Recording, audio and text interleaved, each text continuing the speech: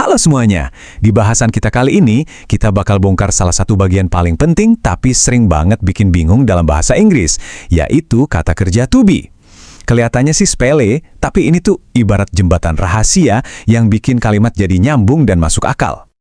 Oke, kita mulai langsung pakai tantangannya. Ini kesalahan yang umum banget terjadi loh. Coba deh perhatiin kalimat di slide berikutnya. Menurut kamu apa yang aneh atau kurang dari kalimat itu? Ryan's father, a very famous lawyer. Gimana? Kedengaran ganjil kan?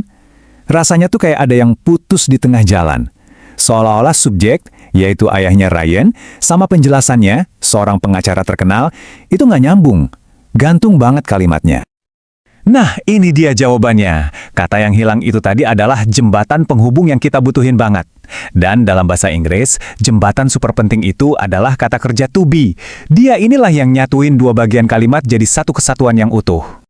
Dan tada, lihat deh hasilnya. Cuma dengan nambahin kata is, kalimatnya langsung jadi benar dan enak didengar. Ryan's father is a very famous lawyer. Jembatannya udah kepasang, jadi informasinya nyambung dengan sempurna. Persis kayak terjemahannya. Jadi, to be itu sebenarnya apa sih? Gampangnya gini, dia itu linking verb atau kata kerja penghubung. Tugasnya ya persis kayak jembatan tadi, nyambungin subjek dengan deskripsinya. Biar gampang ingatnya, bayangin aja to be itu sebagai kata adalah atau ada versi bahasa Inggris. Oke, sekarang kita bedah lebih dalam lagi ya. To be ini punya dua makna utama. Penting banget buat kita ngerti bedanya, biar nggak salah pakai.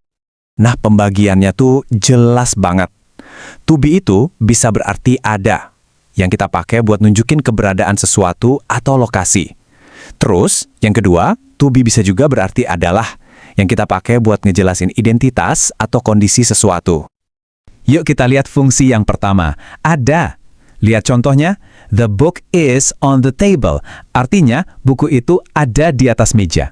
Begitu juga dengan the cat is under the table atau they are in the room. Semuanya ini pakai to be buat ngasih tahu lokasi. Sekarang, fungsi kedua adalah. Di sini, to be kita pakai buat ngasih deskripsi. He is tired, itu ngejelasin kondisinya. My father is very busy, ngejelasin keadaan bapaknya. Terus, this is my book, itu ngasih tahu identitas barangnya. Kelihatan kan bedanya? Jelas ya? Oke, artinya udah ngerti. Nah, pertanyaan berikutnya, milih bentuk to be yang benar gimana? Soalnya kan ada am, is, sama are. Ini penting karena bentuknya bakal berubah tergantung siapa subjeknya. Tenang, gampang kok. Lihat aja tabel ini. Aturannya udah pasti dan gak berubah. I itu jodohnya cuma sama am. Terus he, she, it itu selalu pakai is. Nah sisanya, you, we, sama they itu pasangannya are. Hafalin aja pasangan ini. Dijamin gak bakal ketukar lagi.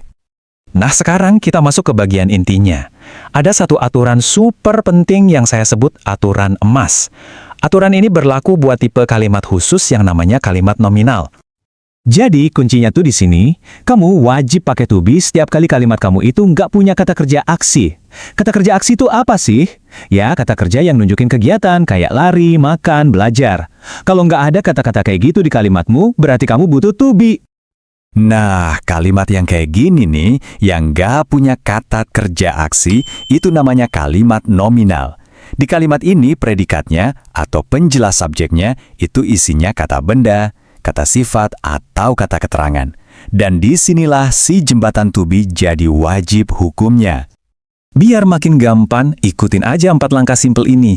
Pertama, lihat predikat di kalimatmu. Kedua, tanya ke diri sendiri, ini kata kerja aksi bukan ya? Ketiga, kalau jawabannya bukan, dan ternyata itu kata benda, kata sifat, atau keterangan, maka langkah keempat, kamu harus wajib, kudu, pakai to be. Simpel kan? Yuk kita lihat lagi contoh-contoh kita tadi.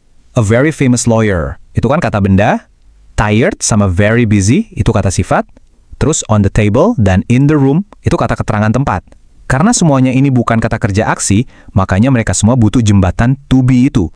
Jadi, kalau ada satu hal yang perlu kamu ingat banget dari bahasan ini, ya ini dia, to be adalah jembatan wajib di setiap kalimat bahasa Inggris yang nggak punya kata kerja aksi. Kalau kamu udah pegang konsep ini, dijamin deh struktur kalimat bahasa Inggrismu bakal jauh lebih benar dan kuat.